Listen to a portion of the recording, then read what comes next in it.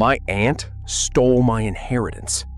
A few years later, karma completely destroyed her life. My mom and her sister couldn't have been more different. My mom started working in my grandfather's small grocery store when she was barely a teenager. She worked nonstop her entire life, never asked anyone for help, and eventually built a successful business of her own.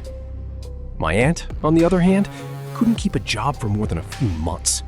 She stole money from her parents, bounced from relationship to relationship, and constantly dragged everyone into drama. She had 3 kids from 3 different men, and somehow convinced everyone around her that she was always the victim. But my grandmother worshipped her. Didn't matter what my aunt did. Didn't matter how badly her kids behaved. Grandma always defended them.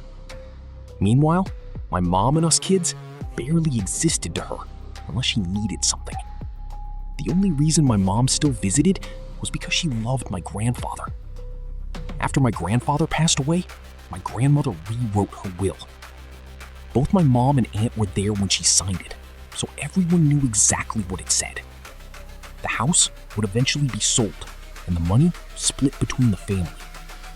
My mom and aunt would each get a share, and the grandchildren would split the rest equally. At the time, the house was worth a lot of money. Not life-changing wealth, but enough to seriously help all of us. Then, everything changed. Not long after stealing everything, my aunt decided she was done with our town. Too many people hated her there. Too many bridges burned. So she put my grandmother's house up for sale and planned to move closer to her daughter in a bigger city. And at first, it looked like she had completely won. The house got an offer almost immediately. She even put a deposit down on a new place near her daughter. She was acting smug about it too. Like she'd beaten everyone.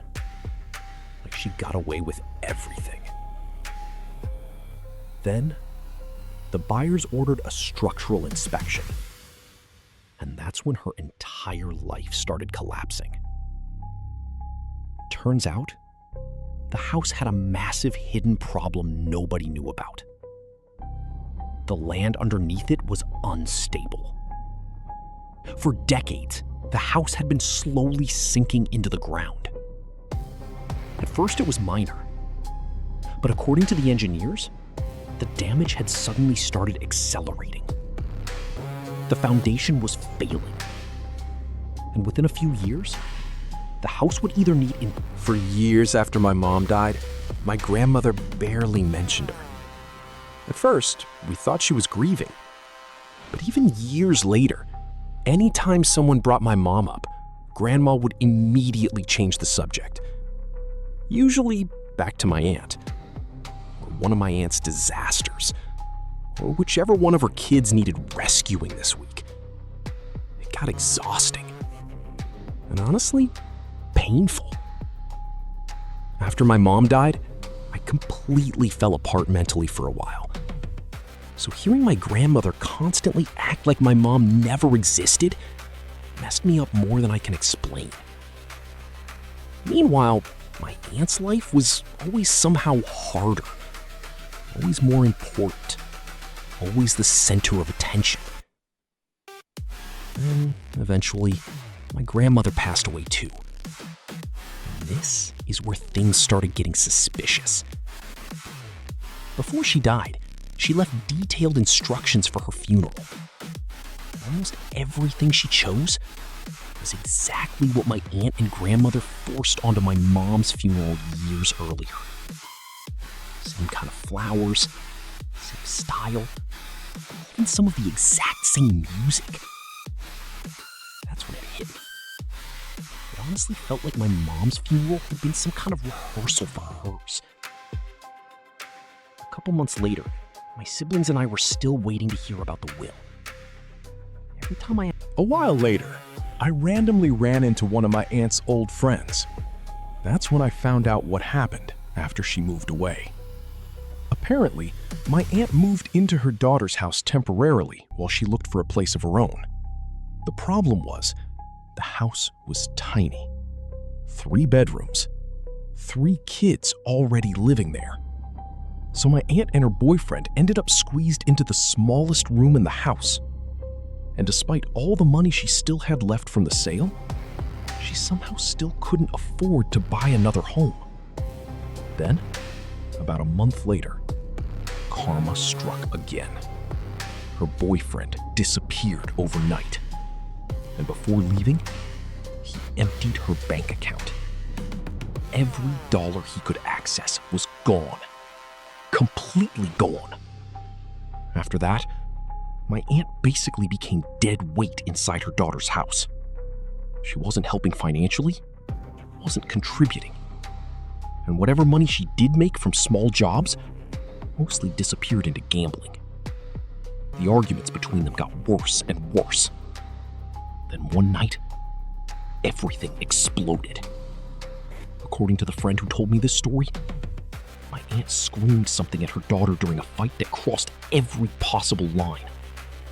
She yelled, "I should have aborted you." And that was it. Her daughter immediately threw her out. No second chances, no forgiveness, no place to stay. So now, this woman, who once stole an entire inheritance from grieving family members, suddenly had nobody left. No money, no partner, no house, no family willing to help her. Every bridge she ever burned had finally collapsed behind her. The last anyone heard, she was living alone in a trailer park in one of the roughest parts of the city. She can barely work anymore because arthritis ruined her hands. And honestly, I know I probably shouldn't feel satisfaction hearing that.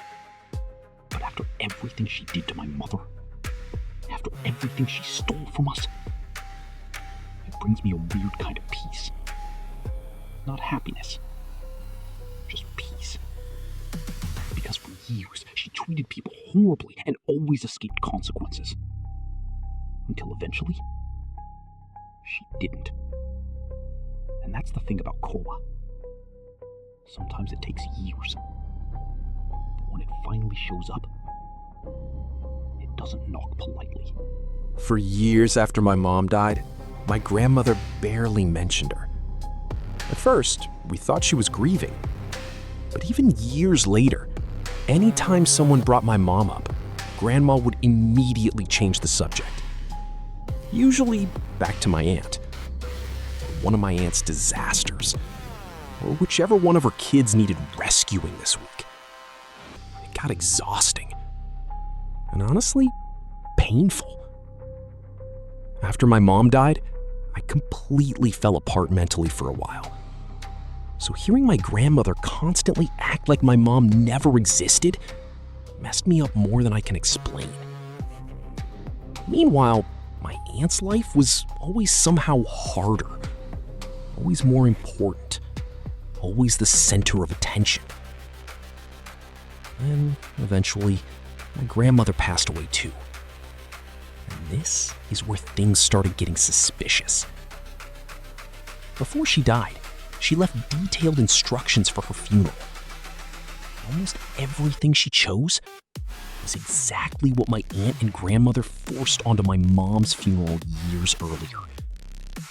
Same kind of flowers, same style, even some of the exact same music. That's when it hit me. It honestly felt like my mom's funeral had been some kind of rehearsal for hers. A couple months later, my siblings and I were still waiting to hear about the will. Every time The second I started gathering the gifts, everybody panicked. My mom kept yelling, Wait, you're seriously taking those back?" My brother tried grabbing one of the bags out of my hands. The kids started crying because they realized the tablets were leaving with me. And honestly, that was the exact moment the room stopped feeling funny to them. Suddenly, it wasn't just a prank anymore. I told them all the same thing. You promised me you wouldn't do this. My dad rolled his eyes and said I was overreacting. My brother kept laughing nervously like he still thought I'd calm down. Then my aunt hit me with the classic line, "Can't you take a joke?" I looked around the room and realized something. None of them had actually changed. Not even a little. After the Reddit post spread around, things got bad for my family very quickly. Some relatives defended them at first, but once they actually read what happened, most of them switched sides immediately. Because there's only so many ways you can explain grown adults humiliating someone on Christmas for fun. Then my parents did something unbelievable. They tried blaming my brother for everything. Like suddenly he was the mastermind and they were innocent bystanders. But this time, nobody bought it. A couple weeks later, my parents showed up at my house demanding to talk. I refused to let them in. Not because I wanted revenge. I was just exhausted. Then, things got even messier. Apparently, my brother's wife found out about the Reddit post too. And unlike the rest of my family, she was horrified. She had no idea how bad things were growing up for me growing up. She knew they joked around a lot, but she didn't realize I had basically spent my entire childhood being treated like the family punching bag. And once she saw the Christmas video they recorded, everything changed. She demanded my brother delete it immediately. He refused at first because he thought it was still funny. That turned into a massive fight. According to relatives, she eventually slapped him and called him an overgrown child. Then, she gave him an ultimatum. Family therapy and a real apology to me, or she was leaving. My brother doubled down. So she took the kids and left for a few days. And that's when he completely unraveled. One night he showed up drunk outside my house, screaming that I ruined his marriage.